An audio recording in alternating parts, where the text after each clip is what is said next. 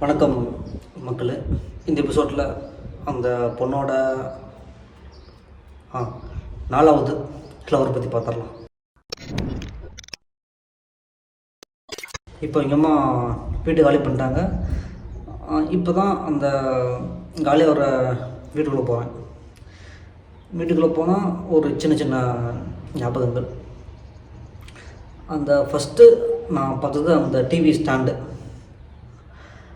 நான் எங்கள் அம்மாட்ட சொன்னேன், டிவி எங்கே வாங்கினீங்க, வாங்கினா என்னை விட்டு பிரியறதுக்கு நிறைய சான்ஸ் இருக்குது அப்படின்னு. ஒரு டிவி எப்படிப்பா அவங்களோட லவ் பிரிக்கும், ஒரு ஃபோன் எப்படிப்பா அவங்களோட லவ் பிரிக்கும் அப்படின்னாங்க.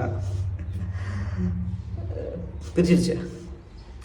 அதாவது ஒரு செயல் செய்கிறோம் அப்படின்னா அது ஃப்யூச்சரில் அது என்ன மாதிரியான இம்பேக்ட் ஏற்படுத்தும். ஸோ அதெல்லாம் எனக்கு தெரியும். அதெல்லாம் வச்சுட்டு தான் நான் சொல்லுவேன், இது பண்ணுங்க, இதை பண்ணாதீங்க அப்படின்ட்டு. ஆனால் அவங்க எதுவுமே என் பேச்சை கேட்டதே இல்லை. அப்புறம் அந்த லாஸ்ட்டு கார்னரில் தான் பீரோ இருக்கும். அந்த பீரோவில் அந்த பொண்ணுக்கு நான் ஃபஸ்ட்டு வாங்கி கொடுத்த டைரி மில்க் கவரு, லெட்டர்ஸு எல்லாமே அவங்க பத்திரமா வச்சுருந்தாங்க. அப்புறமேட்டு அவங்களே அதெல்லாம் திருப்பி கொடுத்துட்டாங்க. ஸோ அவங்க பார்க்குற மாதிரி எல்லாத்தையும் நானே கிழிச்சு போட்டேன். அப்புறம் அந்த இடம் எப்படியே தான் இருந்துச்சு. கொஞ்ச நாள் கழித்து பார்க்கும்போது அதே இடத்துல வேறு ஒரு டைரி மில்க் கவரு, வேறு ஒரு லெட்ரு அதெல்லாம் இருந்துச்சு. சரி, நான் கூட சரி ஓகே அவங்க ஃப்ரெண்ட்ஸ் யாராச்சும் கொடுத்துருப்பாங்கன்னு நினச்சிட்டு இருந்தேன். லவ் பண்ணுறது, டைரி மில்க் வாங்கி தங்குறது, அப்புறம் கவரை வைக்கிறது. அப்புறம் கொஞ்ச நாள் சண்டை வந்தோடனே அந்த கவரை கொடுத்துட்டு இன்னொரு லவ் பண்ணுறது. அடுத்து கிச்சன் போயிட்டு ஒரு சின்ன ஃபீலிங், சரி அவங்க கையில் சமைச்சு சாப்பிட்ணும் அப்படின்ட்டு ரொம்ப நாள் ஆசை எனக்கு. ஏன்னா அவங்க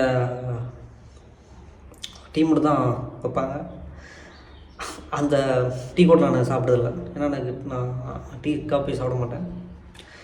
ஏன்னா சரி அவங்க சமைச்சு கொடுப்பாங்க, நான் சாப்பிட்லாம் அப்படின்ட்டு ரொம்ப நாள் வெயிட் பண்ணேன். கடைசியில் அதுக்கு வாய்ப்பு இல்லாத மாதிரி ஆகிப்போச்சு. அவங்க கையால் சமைச்சு சாப்பிடணும்னு ஆசையாக இருக்குது அப்படின்னு அவங்க அம்மாட்ட சொல்ல, அதுக்கு அவங்க அம்மா என்ன திட்டுறாங்க, ஏப்பா என் பொண்ணை குடும்பப்படுத்துகிற அப்படின்ட்டு. ஒரு விஷயம் கற்றுக்கோ அப்படின்னு சொல்கிறது ஒரு கொடுமையாக பார்க்குறாங்க, ஒரு டார்ச்சராக பார்க்குறாங்க. அதுதான் கஷ்டமாக இருக்குது.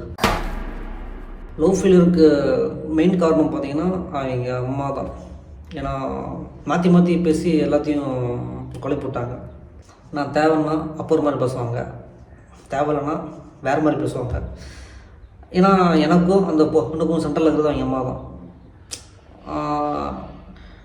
நாங்கள் சேரணும் அப்படின்னு நினச்சிருந்தா அவங்க அம்மா எப்போயோ சேர்த்து வச்சிருக்கலாம்.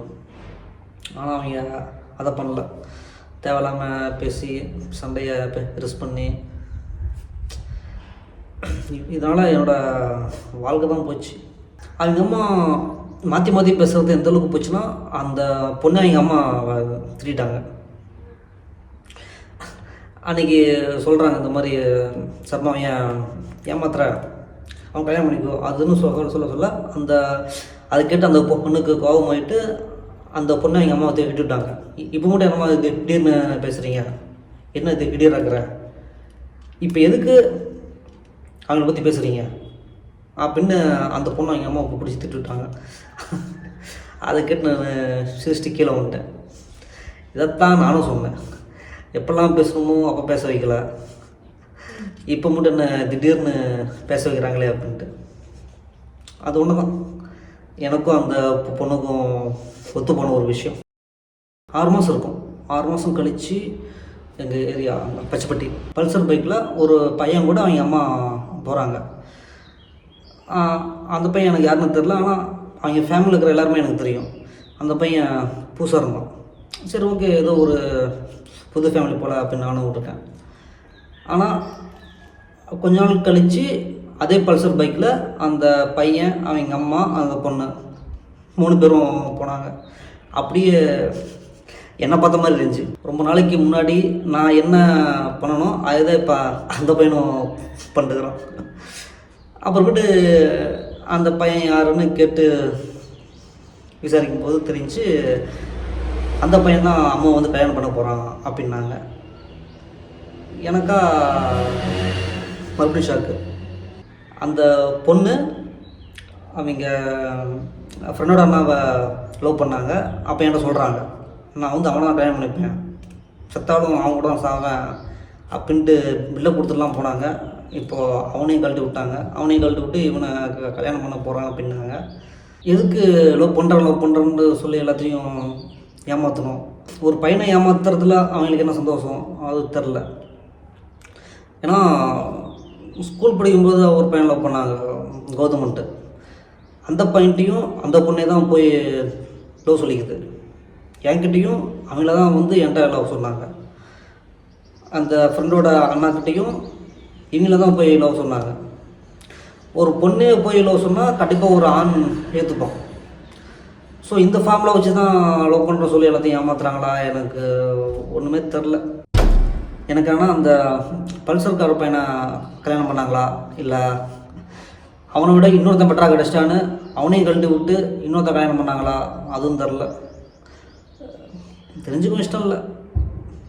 ஏன்னா அதை பண்ணக்கூடிய பொண்ணு தான் அது. அந்த ஃப்ரெண்டோட அம்மா நினச்சா தான் எனக்கு கொஞ்சம் கஷ்டமாக இருக்குது. ஏன்னா அந்த பொண்ணு அவனுக்காக லவ் சாங்கு, லவ் ஸ்டேட்டஸு, அடிக்கடி கடைக்கு போகிறது, அந்த பையன் வந்து கடைக்கு வந்து பேசுகிறது. அந்த பையன் தான் வேணும்னு என்கிட்ட சண்டை போட்டாங்க, அவங்க அம்மாட்ட சண்டை போட்டாங்க, அப்பாட்ட சண்டை போட்டாங்க.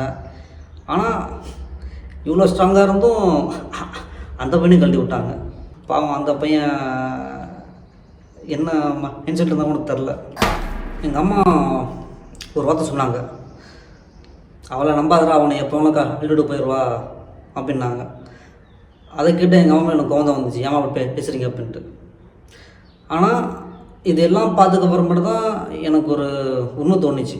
ஒருவேளை நான் அந்த பொண்ணை கல்யாணம் பண்ணி நான் சினிமாவில் இருந்துட்டு ஸ்கிரிப்ட் யோசிச்சு இன்கேஸ் நான் பைத்தியம் ஆனால் கூட பைத்தியம் பிடிச்சிருச்சு, இவனுக்கு வந்து பைத்தியம் பண்ணலாம் அப்படின்லாம் பண்ண மாட்டாங்க. ஒருவேளை பைத்தியம் குணவெல்லாம் கூட பைத்தியத்து கூட வாழலாம் அப்படின்லாம் அவங்க இருக்க மாட்டாங்க. இவனுக்கு பைத்தியம் முடிஞ்சிச்சு அப்படின்னு அதை சக்க வச்சுட்டு என்னை கழட்டி விட்டு கிளம்பிடுவாங்க. இதுதான் அந்த பொண்ணோட ரியல் கேரக்டர். ஒரு லைஃப் பார்ட்னர் அப்படின்னா எவ்வளோ கஷ்டங்கள் எவ்வளோ தடைகள் வந்தாலும் கூடவே இருக்கணும். அதுதான் உண்மையான ஒரு லவ், அன்பு. அந்த பொண்ணுக்கு தேவை கம்ஃபர்ட். அந்த பொண்ணை யாரும் எதுவும் சொல்லக்கூடாது. அது பண்ணுறதான் சரி, அது பண்ணுறதான் நியாயம், அது பண்ணுறதான் தர்மம். நாம் எதுவும் கேட்டக்கூடாது. கேட்டால் இப்படி தான் நம்மளே வேணுன்றவாங்க. எனக்கு தெரிஞ்சு அந்த பொண்ணு இத்தனை பேர்த்த லவ் பண்ணி ஏமாற்றிருக்குது. தெரியாமல் எத்தனை பேர்த்த ஏமாத்தினாலும் தெரில. அன்பாவம் பொல்லாதது. ஃப்யூச்சரில் தான் அந்த எங்கள் சாப்பாடெலாம் அந்த பொண்ணை தாக்கும்.